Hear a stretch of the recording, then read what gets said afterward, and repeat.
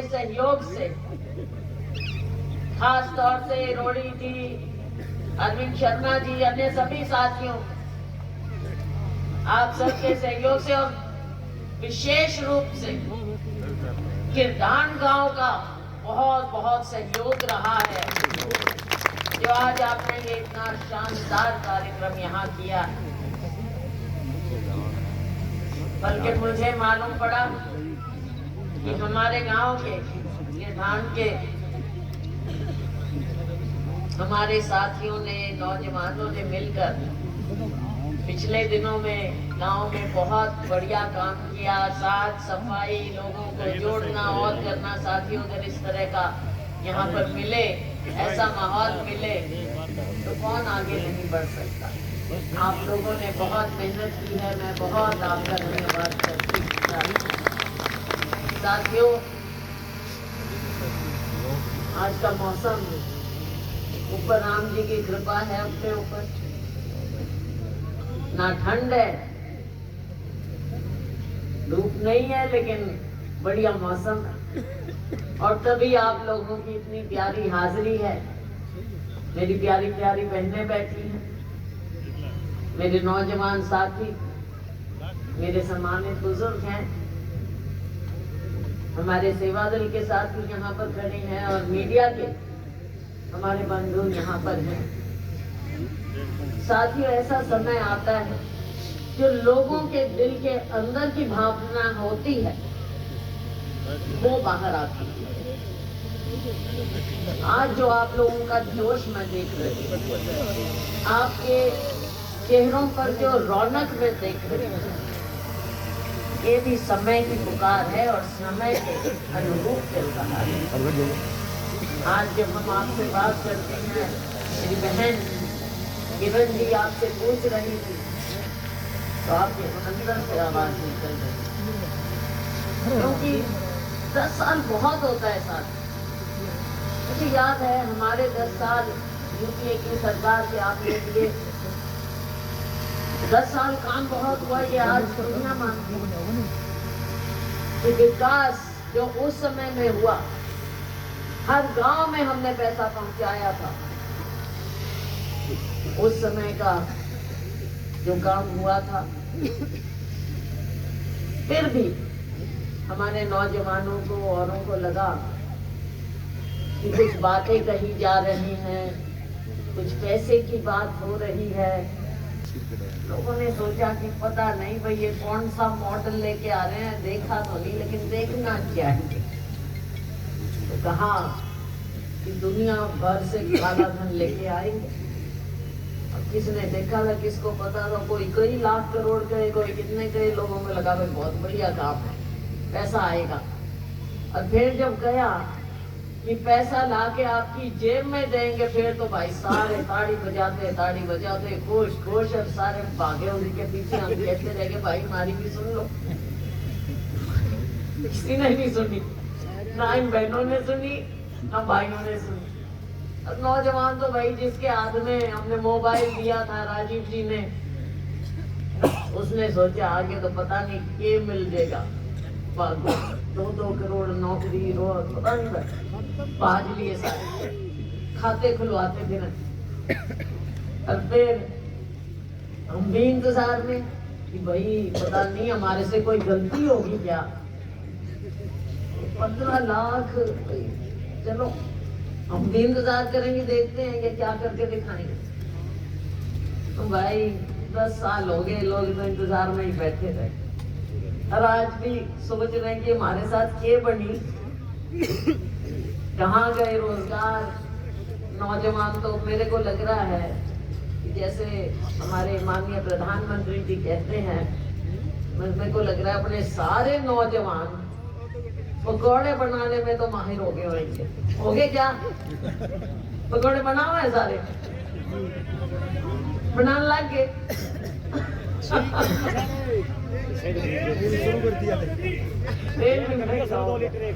बताओ, अब ऐसा मजाक क्या जनता के साथ किया जाता है। और हमारे अध्यक्ष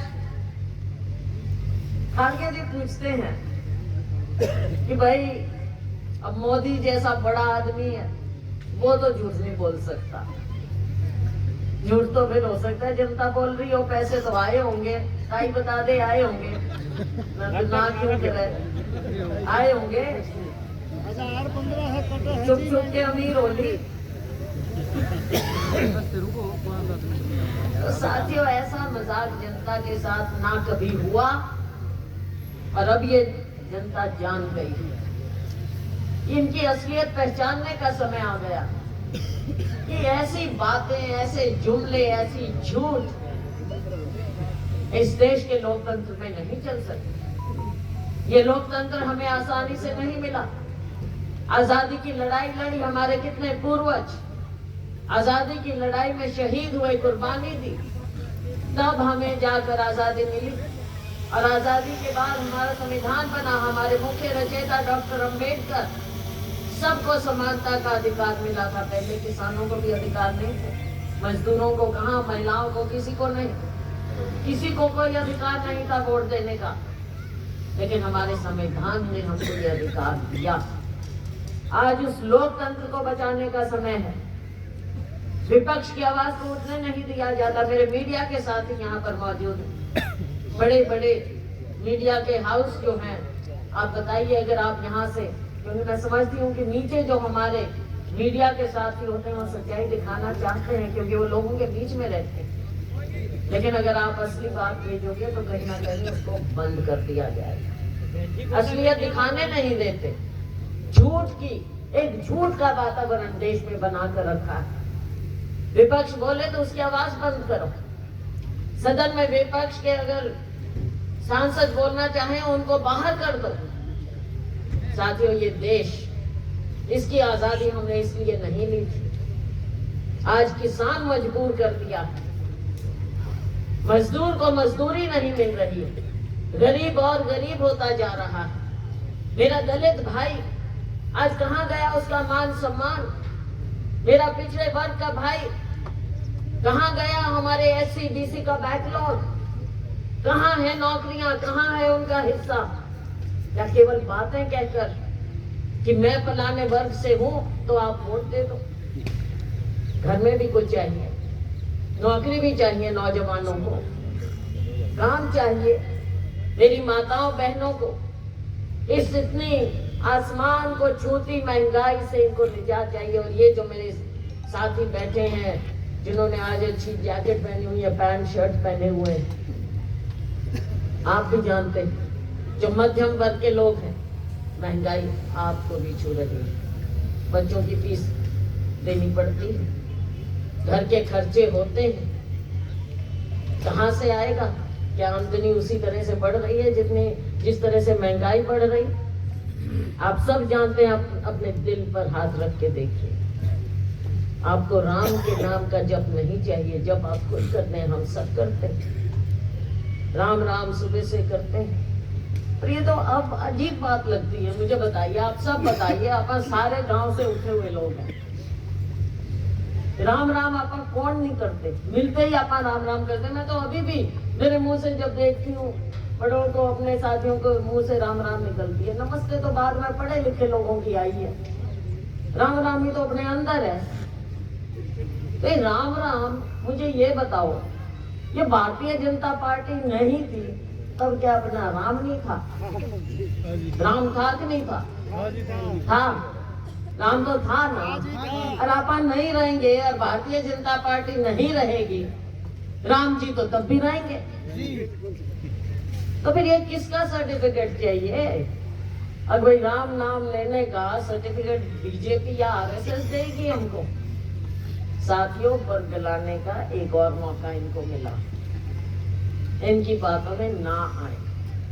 आज जरूरत है देश को आगे बढ़ने की, आज जरूरत है भारत को जोड़ने की, आज जरूरत है नफरत के बाजार में मोहब्बत की दुकान खोलने की, जो राहुल गांधी जी कर रहे हैं।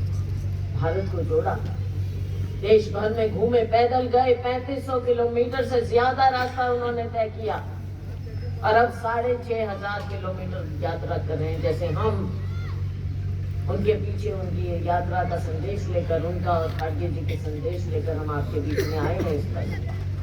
लोगों से मिलना, लोगों की बात सुनना।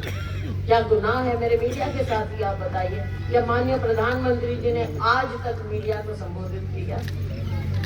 अब आप बोल नहीं सकते, कोई बात नहीं, लेकिन आप जानते, आप सब जानते, 10 साल हो गए हमारे से, तो आप अभी हो रहा था कि जी कहाँ बात करोगे हमारे से। हम तो करते हैं, हाथ जोड़ते हैं, मीडिया स्तंभ है हमारे लोकतंत्र का, तो लोकतंत्र को भी बचाना है साथियों। हमारे नेता राहुल जी और खड़गे जी आज यही बात लेकर निकले, और हम भी आपके बीच में आज यही बातें लेकर आए हैं। फतेहाबाद के कुछ मुद्दों पर मैं जरूर रोशनी डालना चाहूंगी।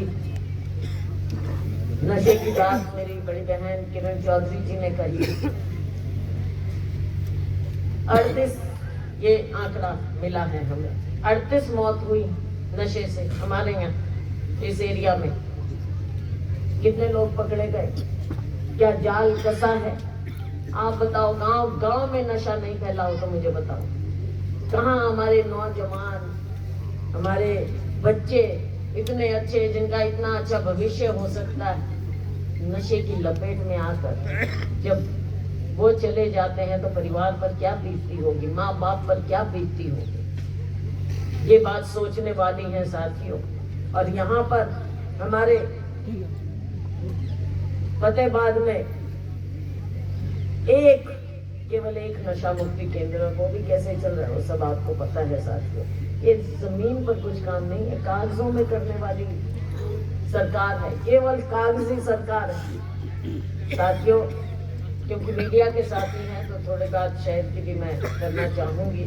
आज प्रोग्राम यहाँ से जरूर है, लेकिन फतेहाबाद का आपके यहाँ 1.5 साल पहले नगर परिषद गठित हुई थी, और आप मुझे बता दीजिए कि अब तक